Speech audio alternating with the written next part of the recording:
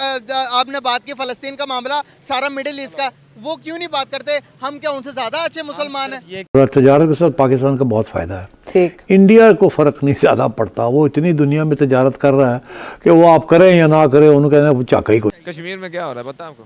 बहुत ज़्यादा जुल्म हो रहा है। किसने बताया? किसने बताया? ये आप जिंदगी जी रहे हैं भाईजान। नहीं, ये बात गलत है। जो एक ये मेरे ख्याल से 10 या 20 रुपए का होना चाहिए, ये 100 रुपया मुनासिब नहीं है। आलू की कीमत आपको पता है क्या वो चल रही है? पाकिस्तान के लिहाज से आलू की क्या कीमत है? आलू 250 नू तड़ी दे रहे हैं, और प्याज प्याज 250 किलो। 250-300 रुपए किलो। अच्छा मैं पाकिस्तान में हो रहा है, अब क्या करोगे? पाकिस्तान में भी हो रहा है। पाकिस्तान में आपके लिए क्या हुआ है मुझे बताएं। पाकिस्तान में मुसलमानों पर हो रहा है, जुल्म क्या हो हो रहा है। बताएं। बलूचिस्तान में क्या हो रहा है?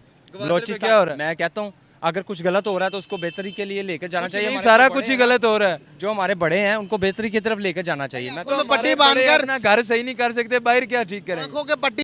नमस्कार दोस्तों, जय हिंद। रमज़ान का महीना चल रहा है और पाकिस्तान में कई सारी महंगाई के चपेट में लोग आ चुके हैं। वहाँ पर दाल आटे के भाव आसमान छू रहे हैं और प्याज टमाटर के भाव तो 2 से 4 गुना तक बढ़ चुके हैं। और इसी के दरमियान तालिबान के साथ पाकिस्तान के संबंध और भी खराब होते हुए दिख रहे हैं। इन सारी चीज़ों से पाकिस्तानी लोग काफ़ी परेशान हैं और मीडिया में कहते हैं कि अगर भारत के साथ हमारे संबंध अच्छे होते हैं तो पाकिस्तानी महंगाई लगभग आधी हो जाएगी। वहाँ पर जीवन उपयोगी वस्तु आधे कीमती में मिलना शुरू हो जाएगी और लोगों को काफ़ी सहूलियत होगी। पर पाकिस्तानी सरकार ऐसा करने के लिए बिल्कुल तैयार नहीं है और अपने लोगों को और परेशानी में डालना चाहती है, ऐसे वहाँ के लोग कहते हैं। कुछ समझदार लोग ऐसे कहते हैं कि मोदी जैसा नेता अगर पाकिस्तान को 10 साल के लिए मिल जाए तो पाकिस्तान का सारा कर्जा दूर हो जाएगा और लोग खुशहाली से अपना ज़िंदगी जी सकते हैं। पर पाकिस्तानी आर्मी और पाकिस्तान में रह रहे आतंकवादी संगठनाएं ऐसा नहीं होने देगी और ना ही कोई पाकिस्तान के लिए अच्छे से काम करेगा। पाकिस्तानी आर्मी और पाकिस्तानी सरकार के लोग कई सारा बजट का पैसा खा लेते हैं, ऐसे वहाँ के पाकिस्तानी लोग कहते हैं।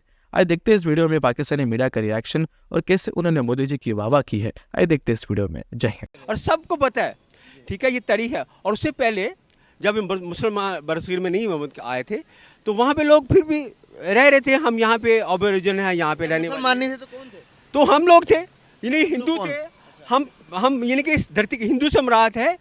हिंद लफ्ज़ जो है इसका मतलब होता है मिट्टी के लोग, हिंदुस्तानी। इनको कहा गया, ये जो बाहर के सेंट्रल एशिया लोग आए इन्होंने कहा ये हिंदी हैं, ये मट्टी के सब, ये जो मट्टी का रंग है उसके, ये इस तरह के लोग हैं, ठीक है। पर सिंध के साथ अलग था। तो हम तो हड़प्पा और मोहनजोदड़ो की तहजीब के वारिस हैं। हम जो हैं यहाँ पे एलियन नहीं हैं। हमारी जड़ें उससे ज़्यादा हैं जितनी हमें बताई जाती है। हमें तो एक सतही किस्म की तारीख के मोहम्मद बिन कासिम आया और उसके बाद फतह कर लिया और जनाब इस्लाम आ गया और हम जो हमारा जो है वो तल्लुक़ जो है वो अरब से है। और ये ऐसी बात नहीं है। मेरी दादी जो है वो सिखनी थी। अच्छा, अब वो कन्वर्ट हुई। हमारे बड़े या हिंदू थे या सिख थे। इल्लामा इकबाल नाम का जो बहुत बड़ा शायर जिसने फसाद फैलाया, इसने मुसलसल झूठ बोला, वो उसका जो चंद नस्लें पीछे ब्राह्मण थे वो लोग, ठीक है। ब्राह्मण, हाँ, उसका दादा परदादा पढ़े ब्राह्मण शेख था वो, ठीक है। तो इनफैक्ट और इतने तजादा थे, एक तरफ हिमालय और सारे हिंदुस्तान हमारा और एक तरफ वो उम्मा की तरफ। वो कंफ्यूज आदमी था और उसने पंजाब के बरसरी के लोगों को नफरत दी। एक तरफ वो नेहरू को बहुत पसंद करता था और दूसरी तरफ वो जना को भी पसंद करता था और वो टुकड़े में पलने वाला था। निज़ाम हैदराबाद दक्कन के वजीफ़ा, अंग्रेज़ों का दीफा, उसके दौरे बाहर के, उसका क्रेडिट ये था कि वो उसको कुछ लफाजी आती थी और उसको पॉपुलर किया गया। याद रखें कि अंग्रेज़ ने 1830 में जब फैसला किया कि हमने यहाँ रहना है तो उसने ग्रेट गेम शुरू की, क्योंकि रशिया था वो एक्सपेंड कर रहा था, वो भी एक पावर बनता जा रहा था उस 19वीं सदी की। तो उसको काउंटर करने के लिए उसने जंगें शुरू की और अफगानिस्तान को बफर स्टेट बनाया। इसी दौरान 1857 में म्यूटिनी हो गई, जंग आज़ादी शुरू हुई, अंग्रेज़ के खिलाफ बगावत हुई। अंग्रेज़ को तसल्ली पड़ गई कि यह क्या हो गया। तो 1870 में पहली दफ़ा उसने सोच समझ के सेंसस कराया, मर्दमशुमारी कराई बरसगीर में कम्यूनल बेसिस पे कि ये हिंदू है, ये मुसलमान है, ये सिख है, ये ईसाई है। उससे पहले लोग ऐसा नहीं था। जब लोगों का अंदाज हुआ कि हम हिंदू हैं, हम सिख हैं, ईसाई हैं। मैं आपको जो पाकिस्तान का इस पे मौक़िफ़ है वो मैं आपको बता देता हूँ नाज़रीन कि जनूबी वज़ीरिस्तान में अफ़गान सरहद पर अंगूर अड्डा के मकाम से मकामी लोगों ने बताया है कि इन हमलों के बाद से इलाके में कशीदगी पाई जाती है। जवाबी कार्रवाई भी की है। अफगानिस्तान की फोर्सेस ने उस हमले के बाद जवाबी कार्रवाई की। उन्होंने तोपों के रुख पाकिस्तान की तरफ मोड़े और पाकिस्तान पर गोलाबारी की, लेकिन इसके जवाब में जब पाकिस्तानी गोलाबारी हुई दोबारा से, तो फिर उनकी तोपें खामोश हो गई। देखिए, अगर ये कहा जाए कि पाकिस्तान का जो मिलिट्री माइट है, पाकिस्तान की जो फौजी ताकत है, अफगानिस्तान या तालिबान की फौजी ताकत उससे मैच करती है, तो वो एक इम्पॉसिबल बात है। पाकिस्तान की फौजी ताकत यहाँ पर है, अफगानिस्तान की यहाँ पर है। हाँ, आप ये दलील भी आएगी जनाब कि अमेरिका की फौजी ताकत तो इनसे भी कहीं ज़्यादा थी, हमसे भी कहीं ज़्यादा थी डेफिनेटली। तो तालिबान ने उनको हरा दिया, वो बात बिल्कुल अलग है।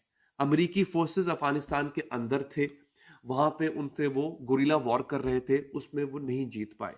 हमारा मामला डिफरेंट है, हमें ठिकानों का पता है, हमने कहाँ वार करना था, हमने वहाँ वार किया और वहाँ पे जाके हमने उन ठिकानों को तबाह किया। और अगेन, हमारी लड़ाई, पाकिस्तान की लड़ाई अफगान तालिबान से नहीं है।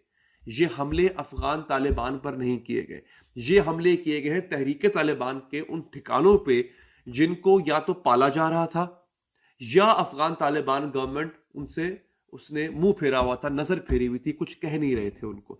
हमारा बार बार मुतालबा यह था कि आप अपनी साइड को देख लें, आपकी साइड से पाकिस्तान में दहशतगर्दी हो रही है, उसको आप रोकें। अफगान तालिबान इसको नहीं रोक रहे थे, बिलाखिर पाकिस्तान को जवाब देना पड़ा। अब ये एक उन्होंने जो धमकी दी है, आगे से मैं धमकी बता देता हूँ आपको। धमकी इनकी ये है जनाब कि इसका जो जवाब है वो बहुत सख्त आएगा कि हमारे जहाँ जहाँ इन्होंने निशाना बनाया है उसके जवाब में पाकिस्तान के अंदर जो है अब एक रिएक्शन आएगा। तो अब माजरत के साथ अफगान तालिबान हो या फिर तहरीक तालिबान पाकिस्तान हो, ये दो बदू जंग तो करते नहीं है, ये छुप के वार करते हैं।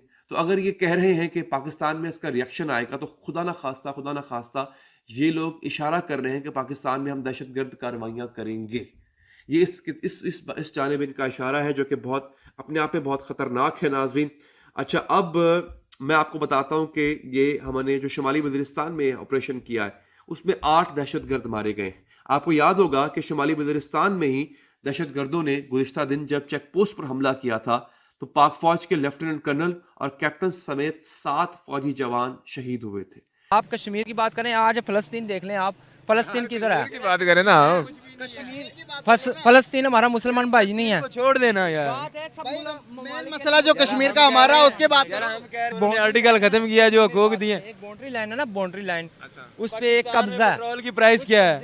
बड़े मामलात हैं, सब ममालिक कंफ्यूज हैं, हम कंफ्यूज हैं। कह रहा हूँ कि जहाँ जुल्म तशद्दुद हो रहा है ना मुसलमानों पे, उनके लिए आवाज उठाना हमारा फर्ज है। आवाज उठा क्या करोगे? में हो रहा है